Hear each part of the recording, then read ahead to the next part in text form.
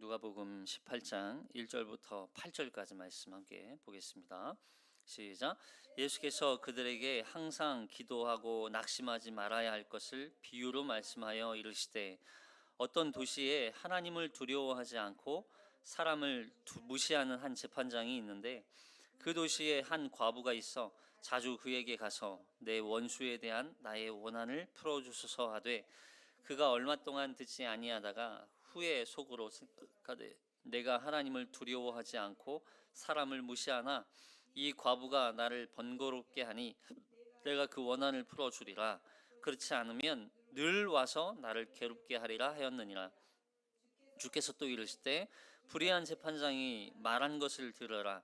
하물며 하나님께서 그 밤낮 부르짖는 택하신 자들의 원한을 풀어주지 아니하시겠느냐? 그들에게 오래 참으시겠느냐? 내가 너희에게 이르노니 속히 그 원한을 풀어주시리라. 그러나 인자가 올 때에 세상에서 믿음을 보겠느냐 하시니라. 아멘. 이 말씀에 은혜 있으시기 바랍니다. 우리는 지난 시간에 하나님의 나라의 시작과 또 완성에 대한 말씀을 우리가 살펴봤어요. 그래서 인자의 날 그랬죠. 인자의 날. 예수님께서 이 땅에 오시는 그 다시 재림하시는 그날, 진정한 하나님의 나라가 완성되는데, 물론 지금도 하나님의 나라가 우리 가운데 있어요. 그러나 그것을 우리는 누리고 먼저 맛보기로 누리며 사는 거예요. 그걸 하나님의 나라를 어떻게 누려요? 예수 그리스도를 우리 마음 중심에 모실 때.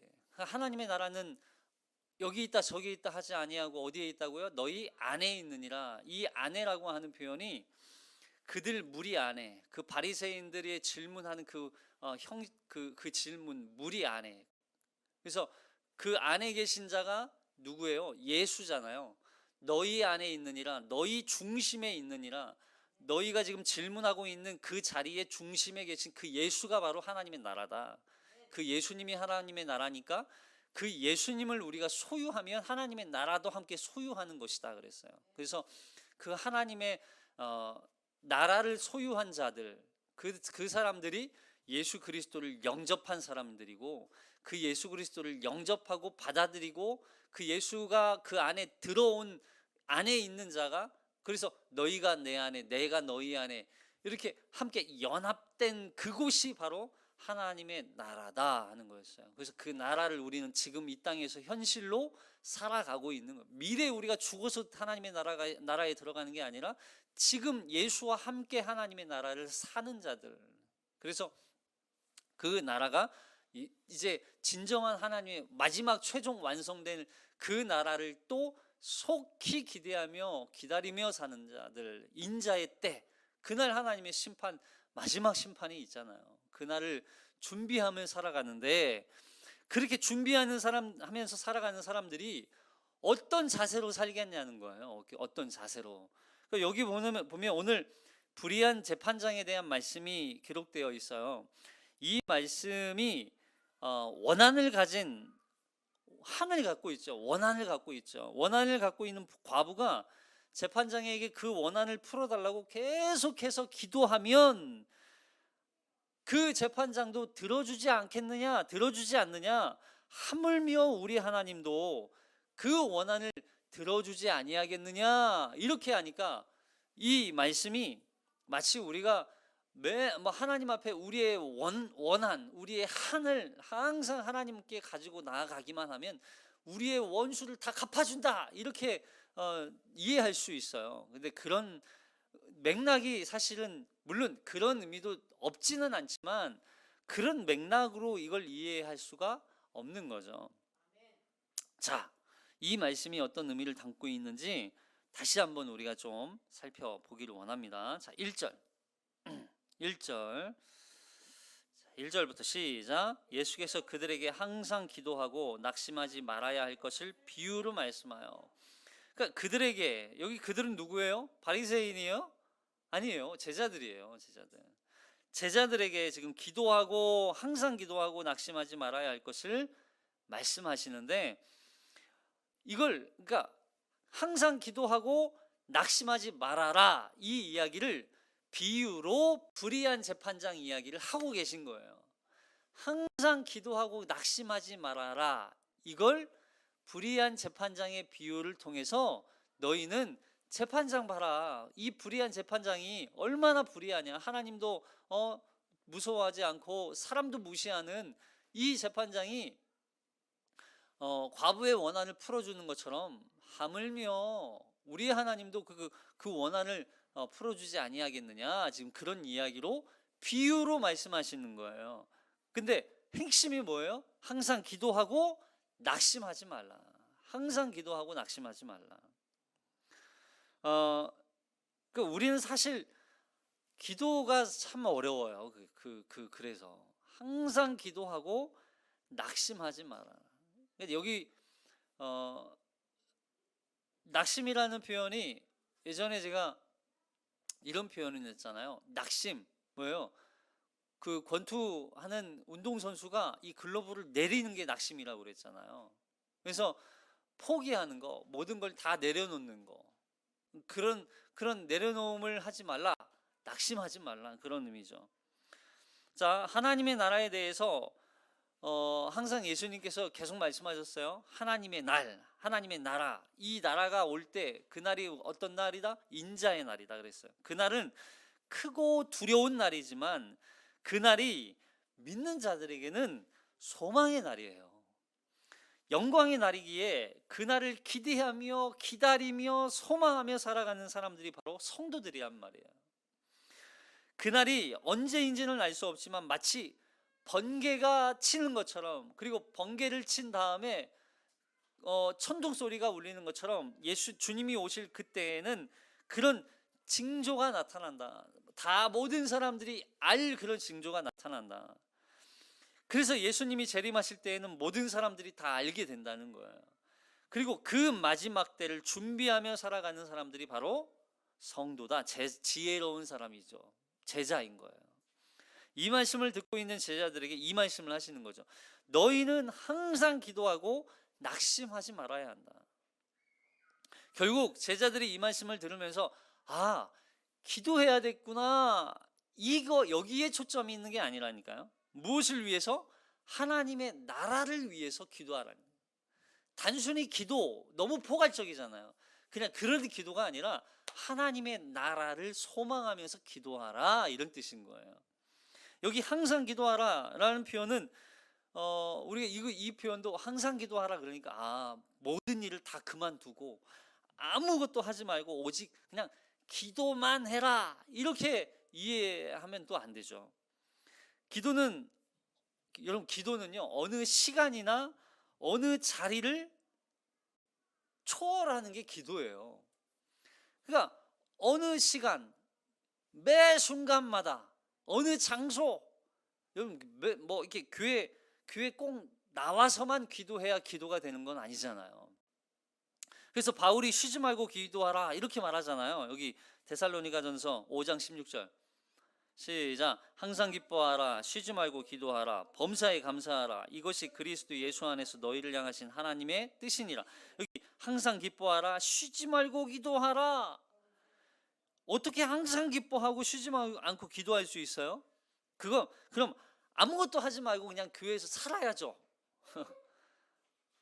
아무것도 하지 말고 돈도 벌지 말고 교회에서 항상 살아야 돼요. 항상 기도만 하고 있어야 돼요. 그런 뜻이 아니잖아요. 이렇게 그러니까 기도를 너무 우리가 오해를 하고 자꾸 어떤 이렇게 자리, 또 그런 일로 자꾸 우리가 생각을 해서 그래요. 잘못 오해하면 기도가 힘든 노동이 될 수 있어요. 일이나 노동. 그래서 기도는 노동이 아니잖아요. 기도는 교제예요. 교제는 말 그대로 항상 그냥 주고받는 거예요. 서로 아무 때나 수시로. 연애할 때 꼭 어디서 만나서만 대화하는 거 아니잖아요. 전화로 대화하고, 문자로 대화하고, 카톡으로 대화하고, 메일을 쓰고, 편지를 쓰고, 수시로 먹을 거, 맛있는 거 생각나면 같이 먹고 싶다 생각도 하는 것처럼. 그래서 교제예요. 그런데 어느 자리나 어느 시간을 꼭 만들고 지켜야만 하는 그런 기도로 생각하면 안 되는 거예요. 그래서 마치 새벽 기도, 우리 또 교회 꼭 나가서 그 자리에서 기도를 해야 진짜 기도한 거다, 이게 또 얘기하시는 분들도 계세요. 꼭 그런 건 아니라는 거예요. 물론 구별해서 드리면 좋죠. 그걸 부정하는 건 아니에요. 그러나 매 순간 우리는 항상 하나님을 항상 찾으라는 거예요. 매 순간마다 하나님을 찾으라. 어떤 순간에도 뭐 잘 될 때도 하나님을 찾고, 안 될 때도 하나님을 찾고, 슬플 때도 하나님 찾고, 매 순간마다 하나님을 찾아라, 그 이야기를 하는 거죠. 그래서 그렇게 기도하라. 그래서 모든 순간마다 우리가 하나님의 나라를 위해서 기도하라.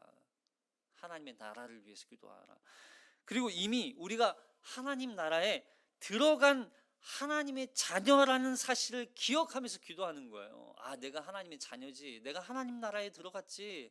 그러면요, 우리는 이 땅에서 무슨 일이 일어나도 나는 하나님의 자녀야, 나는 하나님의 나라에 들어갔어, 나는 하나님의 백성이야, 이게 딱 자리 잡히면요, 이 땅에서 뭐 무슨 일이 일어나도 흔들리지 않아요. 흔들리지 않아. 뭐 우리 코로나 걸려서 혹시라도 정말 그 육신의 연약함으로 인하여서 뭐 하나님 먼저 볼 수도 있잖아요. 그게 뭐 두려운 건 아니죠. 그러니까 무슨 일이 일어나도 나는 죽으면 하나님 나라에 들어간다, 나는 천국에 들어간다, 이 확신이 있으면요, 걱정할 게 없어요. 그렇게 기도하라는 거예요. 그러니까 결국 우리가 하나님 나라를 위해서 우선적으로 기도하는 거예요. 자, 그에 대한 비유로 지금 이 불의한 재판장 이야기를 설명하시는 거예요. 자, 2절부터 볼게요. 2절부터 시작. 이르시되 어떤 도시에 하나님을 두려워하지 않고 사람을 무시하는 한 재판장이 있는데, 여기 어떤 도시에, 그 도시에 하나님을 두려워하지 않고 사람도 무시하는 한 재판장이 있어요. 이 사람은 재판장이라는 높은 지위에 있으면서 그럼에도 불구하고 하나님을 두려워하지 않아요. 여기 하나님을 두려워하다라는 말이 하나님을 무서워하지 않는다, 또는 하나님을 무시한다, 또 하나님을 믿지 않는다, 이런 의미로도 볼 수 있고, 하나님을 예배하지 않는다, 이런 뜻으로도 볼 수 있어요. 근데 사실 그런 의미보다는 이걸 어떤 문맥적으로 보면 이런 거예요. 그러니까 문맥적으로 읽어야 되는 포커스가 되게 중요한 이유 중에 하나인 거죠. 보세요. 우리가 하나님 나라라는 개념으로 우리가 계속 이 말씀을 기록하고 있잖아요, 누가가. 그러면 하나님을 두려워하지 않는다는 건 결국 하나님의 나라가 임할 때 다가올 심판을 두려워하지 않는다는 거예요. 결국 하나님의 심판을 전혀 무서워하지 않는 그런 사람이라는 의미를 담고 있는 거예요. 그 하나님의 심판을 대수롭지 생각하지 않는 거죠. 하나님의 나라 뭐 임하든지 오든지 안 오든지, 뭐 심판, 뭐 그까이 거 뭐 심판, 뭐 지옥에 가지 뭐라고 하는 말 함부로 하면 안 되죠, 진짜. 지옥에 한번 뭐 오든지 말든지, 지옥에 가서 그렇게 영원한 고통 가운데 처해 봐야 알겠어요? 안 가는 게 낫죠. 안 가는 게. 혹시라도 그게 가짜일지라도 지옥 간다는 소리는 저는 안 하겠어요. 차라리 천국 가죠. 혹시라도 진짜 없다면, 없을 수가 없으니까 있으니까 우리는 당연히 지옥 가면 안 되는 거죠. 그런 말 하시면 안 돼요. 하나님을 무시하고 하나님을 두려워하지 않는 건 결국 하나님께서 이 땅에 내릴 그 영원한, 그 무시무시한 엄중한 그 심판을 두려워하지 않는 거예요. 더군다나 이 사람은 사람도 무시해요. 사람도 그냥 대접하지 않는 거예요. 사람을 존중하지 않을 뿐만 아니라 사람을 전혀 돌볼 생각이 없어요. 그러니까 이 사람은 재판을 하더라도, 그러니까 사실 이 사람도 그럴 것이, 학자들의 견해로는 이 사람이 유대인이 아닐 가능성이 있다는 거죠. 유대인이 아닐 수 있다는 거예요. 왜냐하면 당시 유대인들은 대부분 모든 재판을 누가 담당했죠? 장로들이 대부분 그 재판을 다 담당했단 말이에요. 그러니까 이 사람은 아마 헤롯이 임명한 로마로부터 세워진 재판장의 가능성이 높은 거예요. 그러니까 결국 이 재판장은 자신의 어떤 권력과 지위와 또 그 재물을 아주 그냥 탐욕적으로 그냥 이용하는 그런 사람인 거예요. 자, 그런데 이 재판관에게 누가 찾아와요? 과부가 찾아옵니다. 자, 3절 시작. 그 도시에 한 과부가 있어 자주 그에게 가서 내 원수에 대한 나의 원한을 풀어주소서 하되, 여기 과부가 있는데 참 이 과부 자체도 참 힘들잖아요. 참 가난하고 소외되고 도움이 절실하게 필요하고 돌보심이 필요한 그런 사람 중에 하나예요. 부류 중에 하나예요. 과부가 있어. 근데 그에게 또 뭐가 있어요? 원수에 대한 원한이 있어요. 원수에 대한 원한. 이 과부가 사실은 재판정에 나가기도 쉽지 않은 그런 신분이거든요. 재판관에게 이 원한을 가지고 나가요. 이 원한이 뭘까? 과부가 어떤 원한이 있었을까? 아마 어떤 누군가가 이 과부에게 엄청난 피해를 입혔든지, 아니면 이 과부를 상대로 어떤 사기를 쳤다든지, 이 과부가 그 원수가 이제 생긴 거죠. 아주 중대한 피해를 입혔던 것 같아요. 그럼에도 불구하고 그 과부는 그 문제를 가지고 본인이 당한 그 고난, 본인이 당한 그 원한을 가지고 그냥 그 자리에 앉아 두 손 놓고 가만히 있지 않았다는 거예요. 이걸 가지고 재판장에게 가지고 나아갔다는 거예요. 여러분, 이걸 보는 거예요. 여기서 이야기하는 건 결국 이 여자가, 우리 지난번에 불의한 청지기 이야기 기억나시죠? 불의한 청지기가 자신이 그 파면 이게 해고된 사실을 알고도 가만히 있지 않았어요. 자신의 미래를 또 준비했단 말이에요. 이 여인도 마찬가지예요. 이 과부도 자신이 당한 그 고난과 어려움과 위기와 또 이 원수로부터 당한 이 피해를 가지고 그냥 절망하고 가만히 있지 않았다는 거예요. 그 두 손 놓고 가만히 있지 않고 이걸 가지고 재판장에게 나아가서 이걸 문제 해결을 위해서 간청했다는 얘기죠. 간청했다. 자, 그러자 재판장이 이렇게 생각해요. 자, 4절 읽겠습니다. 4절 5절까지 시작. 그가 얼마 동안 듣지 아니하다가 후에 속으로 생각하되 내가 하나님을 두려워하지 않고 사람을 무시하나 이 과부가 나를 번거롭게 하니 내가 그 원한을 풀어주리라. 그렇지 않으면 늘 와서 나를 괴롭게 하리라 하였느니라.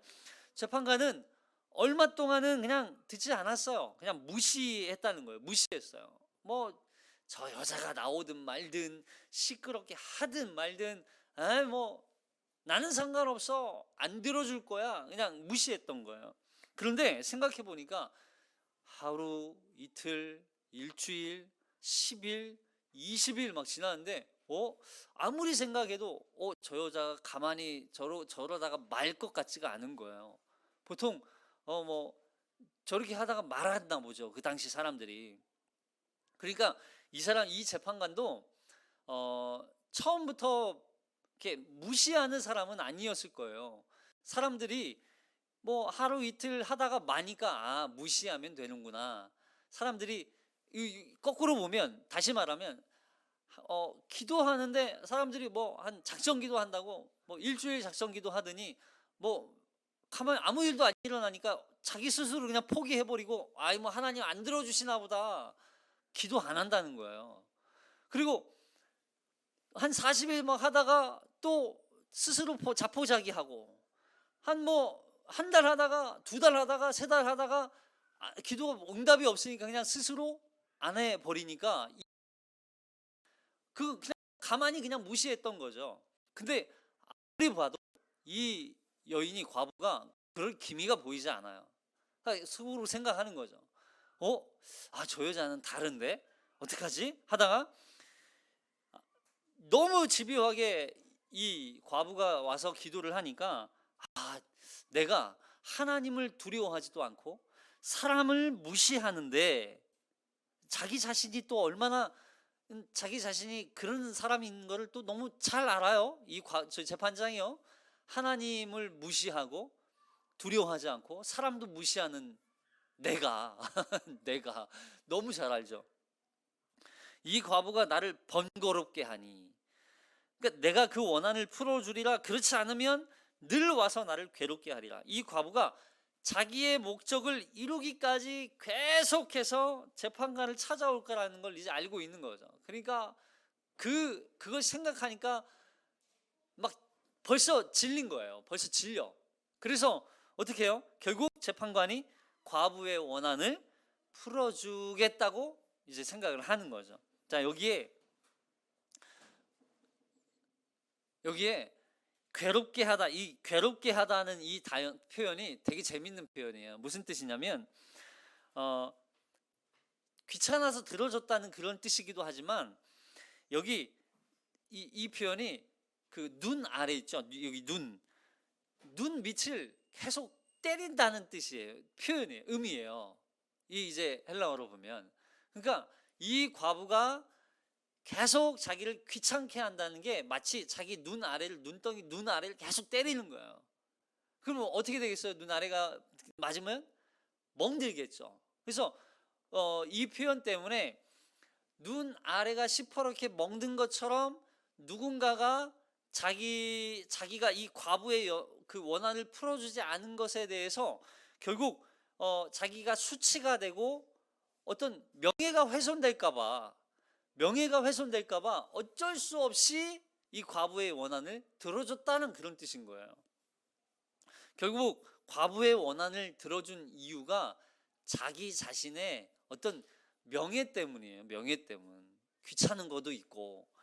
자, 여기까지의 내용만 보면 마치 이 본문이 아무리 하나님을 두려워하지 않는 재판장이라 할지라도 끊임없이 포기하지 않고 기도하기만 하면 하나님이 그 원한을 풀어주신다?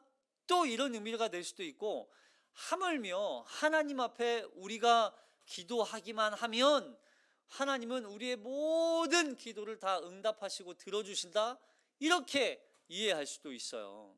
여러분, 우리 하나님이 그것 때문에 예수님이 이렇게 말씀하셨을까요? 이 비유를 여기에서 그런 의미로 쓰신 걸까요? 물론 그런 의미가 전혀 없는 건 아니에요. 우리가 기도할 때 항상 끝까지 기도해야 돼요. 포기하지 않고 정말 간절하게, 우리가 기도가 응답되지 않는다 할지라도 기도가 응답을 바라지 말고 우리는 사실 기도해야 돼요. 기도하는 가운데 우리가 그 응답이 이루어졌는지 이루어지지 않았는지 이건 뭐 항상 막 판단하고 분별해서, 여러분 그럴 필요가 있어요, 없어요? 없어요.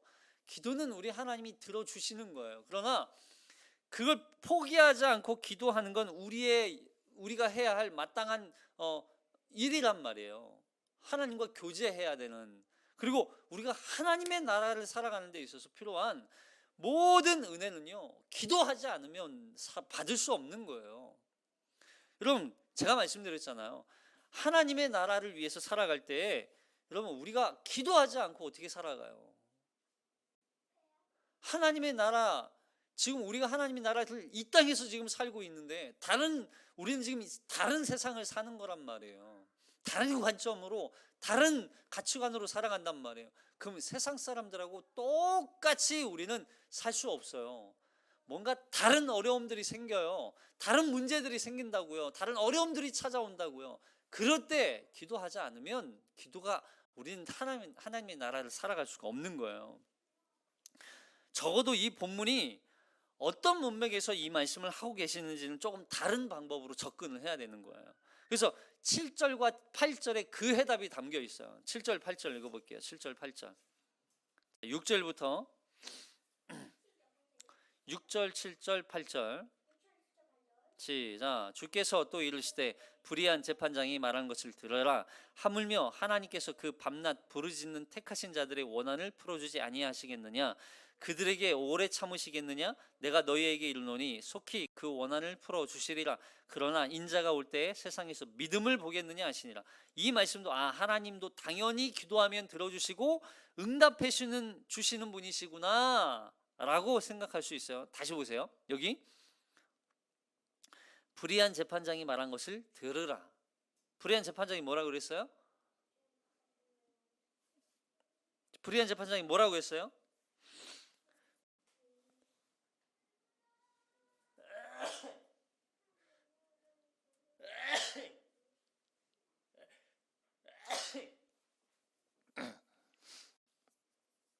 (5절) 이 과부가 나를 번거롭게 하니 내가 그 원한을 풀어주리라. 그렇지 않으면 늘 와서 나를 괴롭게 하리라 하였느니라. 결국 이 말씀을 여기 우리말 성경으로 다른 버전으로 한번 볼게요. 조금 뉘앙스가 달라서 그래요. 자, 18장 7절 8절 우리말 성경으로 제가 기록돼 해놨어요.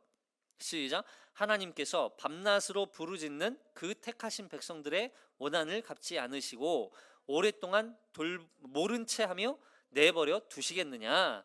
내가 너희에게 말한다. 하나님은 속히 그들의 원한을 풀어주실 것이다. 그러나 인자가 올 때 이 세상에서 믿음을 찾아볼 수 있겠느냐? 결국 우리 하나님은 불의한 재판장과 같은 분이 아니라는 걸 설명하는 거예요. 우리 하나님도 불의한 재판장처럼 우리의 원한을 풀어주시는 분, 우리가 원한을 가지고 하나님 앞에 나아가기만 하면 하나님은 다 우리의 원한을 원수를 다 갚아주시는 분이야. 물론 맞지만 그러나 하나님은 불의하지 않아요. 왜요? 그 이야기 여기 보세요. 여기서 누가 부르짖어요? 밤낮 부르짖는 누구예요? 택하신 자들. 그리고 그 기도의 내용은 원한이에요. 결국 하나님은 계속하여 기도하는 그분의 택하신 자들의 원수를 반드시 갚아. 택하신 자들. 여기 택함을 받았다는 건 우리가 두 가지 의미로 볼 수 있어요. 뭐냐면 우리가 그리스도를 택하도록 그리고 하나님이 우리를 선택하셨다는 거예요. 이해되세요? 우리는 우리 스스로는 전혀 예수를 그리스도로 우리가 선택하거나 그분을 영접할 수가 없어요. 그러나 우리가 그리스도 예수를 선택하도록 그리스도 예수가 우리의 진정한 구원자이며 진정한 메시아이시며 진정한 우리의 소망이시며 하나님의 나라이신 그 예수를 우리가 선택하도록 하나님이 우리를 선택하신 거예요. 이해되셨어요? 그래서 그렇게 선택받은 사람들이 바로 기도할 때 하나님이 응답하신다. 근데 보세요. 이걸 지금 누구에게 쓰고 있다고요? 제자들에게. 그러면 지금 여기에 모여 있는 수많은 무리들 가운데 제자와 바리새인들, 무리들이 있죠. 바리새인들도 지금 이야기를 들으면서 무슨 생각하겠어요? 선택한 자들이 있다고? 그리스도 예수를 선택하도록 하나님이 선택했다고? 그러면 우리가 스스로 예수를 그리스도로 선택하지도 않았고 하나님이 우리를 선택하지도 않았으면 우리는 뭐지? 바리새인들이 생각하겠죠. 그럼 우리는 하나님의 심판 아래 놓여 있는 자들이라는 의미가 되는 거예요. 결국 그래서 이 표현이 마태복음이나 로마서에서 이 선택하심을 입은 자들이라는 표현을 쓰죠. 자, 보세요. 기록을 안 해놨나요? 안 해놨구나 내가. 자, 이 말씀을 결국 믿는 자들은 기도할 수밖에 없다는 거예요. 왜냐하면 우리가 그리스도를 선택하도록 하나님이 우리를 선택하셨기 때문에 하나님의 선택이 있었기 때문에 우리가 그리스도를 선택하게 되는 거예요. 그러면 그 그리스도를 선택한 자들로서 그 그리스도를 영접한 자들로서 이제는 그 그리스도가 우리 안에 하나님의 나라로 임하였기 때문에 우리는 그 나라를 살기 위해서 반드시 기도해야 한다. 언제까지? 항상 기도하라. 뭐 하지 말고, 낙심하지 말고 그리스도 예수가 우리 안에 나라, 하나님의 나라로 임하신 그 그리스도와 함께 그 나라를 살기 위해서는 반드시 기도해야 한다. 기도하지 않으면 하나님의 나라를 살 수 없다. 그 설명을 하시는 거예요. 자, 여기 누가복음 21장 36절에 이걸 이렇게 말씀하고 있어요. 누가복음 21장 36절 시작. 그러므로 너희는 장차 올 이 모든 일을 능히 피하고 인자 앞에 서도록 항상 기도하며 깨어 있으라 하시니라. 보세요. 세상은 선택받은 성도들에게 우리에게 원한을 가져다 줘요. 우리가 이 땅을 살면서 원한을 우리는 항상 받아요. 원한을. 뭐 우리가 피해 안 입으며 살 수 있는 사람이 없잖아요. 하나님의 나라를 살면 반드시 피해를 받습니다. 피해를 당합니다. 고난을 당하고 핍박을 당합니다. 어려움이 찾아와요. 그게 우리의 원한이에요. 그럼 그 원한을 가지고 살 때 우리가 그 원한을 이 땅에서 다 갚아버리면 아무것도 남지 않아요. 우리에게 피해를 준 사람에게 우리가 받은 그 피해만큼 되돌려주면 우리는 아무것도 이 땅에서 뭐 얻을 수 있는 게 없어요. 하나님이 보세요. 여기 제가 먼저 이 말씀 드릴게요. 내가 너희에게 이르노니 속히 그 원한을 풀어주시리라. 그러나 인자가 올 때에 세상에서 믿음을 보겠느냐. 그래서 마지막에 믿음을 보겠느냐, 이 표현이 무슨 뜻이냐면 우리가 이 땅에서 살면서 모든 원한을 다 갚아버리면 마지막 때 주님이 우리를 보실 때 우리에게 믿음이 남아있지 않다는 얘기예요. 이해되셨어요? 그럼 우리가 이 땅에서 살면서 고난과 어려움과 역경과 환난이 예수 그리스도를 따라가면서 당하는 고난이 어마어마하게 많아요. 근데 그 많은 원한들, 우리에게 원수와 같은 자들 다 이 땅에서 갚아버리면 마지막 때 주님이 우리를 보실 때 우리에게 믿음이 없다는 얘기를 하는 거예요.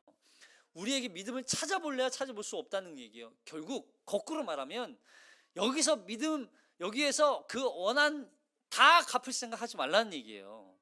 여기에서 다 그 원한 갚으면서 이에는 이, 눈에는 눈, 누가 나에게 100만 원 꿔서 빌려가고 돈도 안 갚았어. 그럼 나도 100만 원 안 줘야지. 막 이러면서 막 일을 부득부득 가면서 누가 나를 때렸어. 그럼 나도 2대 때려야지, 3대 때려야지. 막 이러면서 살면요, 하나님이 우리에게 그 원한을 다 갚아버리면 마지막 때 주님이 우리를 보시면서 믿음이 있겠느냐? 너에게 믿음을 찾아볼 수 있느냐? 그 이야기를 하시는 거예요. 결국 무슨 얘기예요?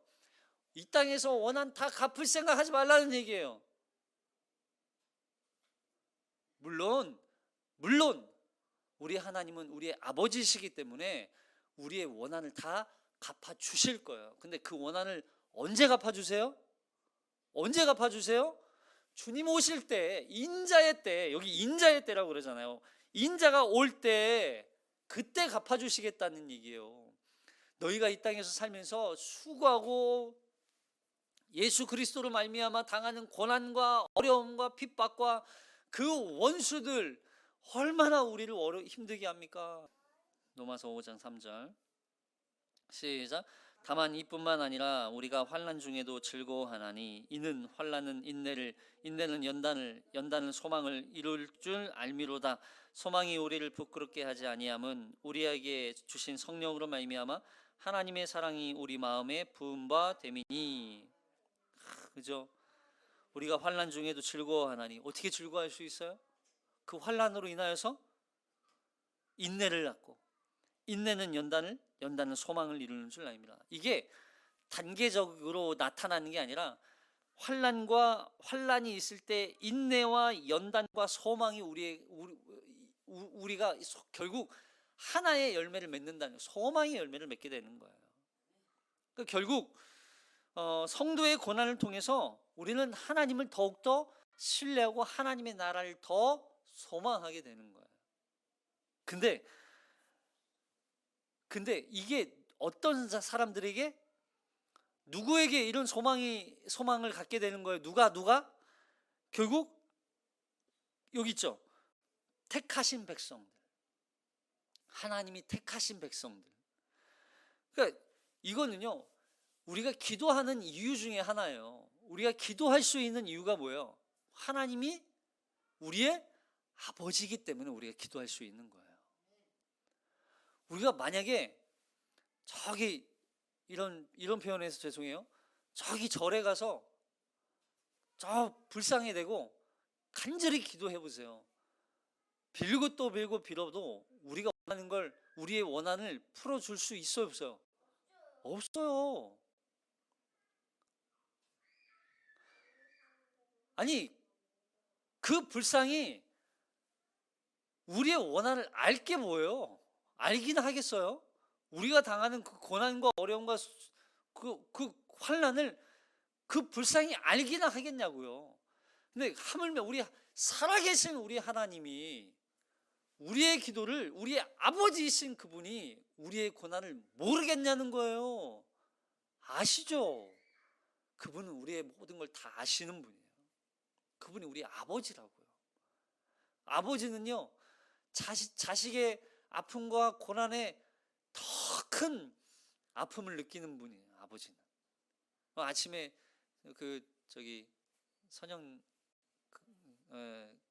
참 결혼이 파혼될, 물론 이제 처음부터 뭐 작정하고 시작한 건 아니지만 어쩌다가 이렇게 과정에 오긴 했지만, 우리는 쉽게 그냥 아유 잘했어 결혼 안 하길 잘했어라고 얘기하지만, 부모된 그 입장에서는요, 아쉽고 속상하고, 내 자녀가 뭔가 남들이 봤을 때 부족해 보이는 것처럼 그렇게 속상해 보이는 게 없는 거예요. 그게 얼마나 속상하겠어요. 그게 부모잖아요.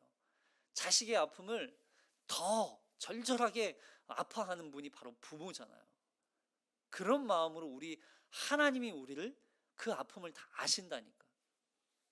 매 순간마다, 그래서 우리가 포기하지 않고 매 순간마다 항상 기도하고 낙심하지 않을 수 있는 이유는 하나님이 우리의 아버지이시기 때문에 그래요. 우리가 그냥 그래서 매 순간마다 하나님을 찾잖아요. 아버지 하나님, 아침에 일어나 도와주세요. 저녁에도 점심에도 매 순간마다 밥 먹을 때도 나와 동행하시는 그 하나님, 나와 함께 하시는 하나님, 나의 모든 걸 다 아시는 하나님. 참, 우리 하나님이 얼마나 그렇게 오묘하고 신묘하신지, 우리의 필요한 걸 너무나 잘 알고 계시고, 그리고 그걸 또 희한한 방법으로 다 주셔요. 너무 신기하셔요. 그분이 우리의 아버지라는 거예요. 그리고 그렇게 하나님은 우리의 그 고난과 그 어려움 속에서도 우리가 소망을 갖게 만드세요. 그래서 그 고난 속에서도 하나님을 더욱더 찾고 구하도록 만드시는 거예요. 그리고 한 가지 더, 마지막 때 우리가 하나님 앞에 보여드릴 수 있는 믿음의 증거가 고난이라는 거예요. 고난. 그래서 이 땅에서 그 원수 다 갚을 생각하지 마세요. 저 사람 못됐어, 나도 못되게 해줘야지, 갚을 생각하지 마세요. 왜냐하면 그걸 다 갚아주실 그날이 있다는 거예요. 인자의 날, 그때 우리에게 찾아오셔서 그리고 우리가 갚으면요, 우리 마음이 더 속상하죠. 우리가 더 얼마나 불편하고 속상하겠어요. 근데 그 마음조차 다 아시고 하나님, 주님이 다 갚아주시겠다는 거예요. 주님이 대신 다 그러면 우리가 갚는 것보다 훨씬 더 크게 갚아주시는 분이에요. 믿으십니까? 아멘. 그래서 세상은요, 우리가 뭘 그렇게 신앙생활 어렵게 하냐고, 왜 그렇게 미련하게 신앙생활하고 교회 다니냐고, 이런 얘기 할 거예요. 그때마다 우리가 생각해야 될 말씀이 있어요. 베드로후서 3장 3절. 베드로후서 3장 3절 시작. 먼저 이것을 알지니 말세에 조롱하는 자들이 와서 자기의 정욕을 따라 행하며 조롱하여 이르되 주께서 강림하신다는 약속이 어디 있느냐. 조상들이 잔 후로부터 만물이 처음 창될 때와 같이 그냥 있다 하니. 보세요, 사람들은요 이렇게 말하는 거예요. 말세에 조롱하는 자들, 야, 하나님이 온다고? 그 거짓말하지 마. 야, 조상들이 잔으로부터 지금까지 창세된 이후로 아무 일도 없다. 그러나 우리는 한 가지 기억하는 거야. 주님은 반드시 오신다. 그날이 우리의 소망이에요. 세상 사람들이 그렇게 주님을 기다리며 사는 사람들, 그 사람들이 감당하지 못한다니까요. 자, 여기 제가 이 표현 너무 좋아요. 자, 히브리서 11장 36절. 히브리서 11장 36절 시작. 또 어떤 사람들은 조롱을 받고 채찍으로 맞으며 사슬에 묶여 갇히기도 했습니다. 또한 돌로 맞기도 하고 시험을 당하며 톱으로 몸이 잘리거나 칼날에 죽임을 당하기도 하였습니다. 그리고 양이나 염소의 가죽으로 옷을 삼아 두루미고 다녔으며 가난과 고통에 시달리고 온갖 학대를 받았습니다. 세상은 그들에게 아무 가치가 없었습니다. 그래서 그들은 광야와 산과 동물과 땅굴을 찾아 다니며 지냈습니다. 그렇게 수많은 어려움이 찾아온다 할지라도 이 사람들은 아무리 생각해도 이 세상으로부터는 아무 가치를 발견하지 못하는 거예요. 이 세상이 우리에게 유익을 줄 수 있는 건 아무것도 없다는 걸 이들은 아는 거예요. 이 사람을 향해서 세상이 감당치 못할 사람이다.